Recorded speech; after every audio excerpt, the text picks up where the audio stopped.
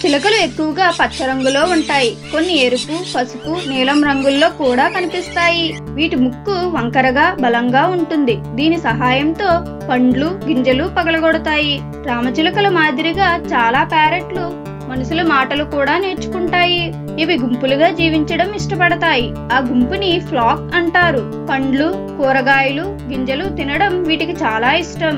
వీటి కాళ్ళు ప్రత్యేకంగా ఉంటాయి. 2 వేళ్లు ముందుకు, 2 వెనక్కు ఉంటాయి. దీనివల్ల ఆహారం బాగా పట్టుకోగలవు. ప్యారెట్ల జీవనకాలం జాతి బట్టి మారుతుంది. చిన్నవి 10 నుండి 15 సంవత్సరాలు, పెద్దవి 50 సంవత్సరాల కంటే ఎక్కువ జీవిస్తాయి. వీటి మెదడు శరీరానికి తగినంత పెద్దది. అందువల్ల ఇవి తెలివైన పక్షులు. చిన్న చిన్న విషయాలు గుర్తుపెట్టుకుంటాయి. చెట్ల రంధ్రాల్లో గూళ్ళు కట్టి గుడ్లు పెడతాయి.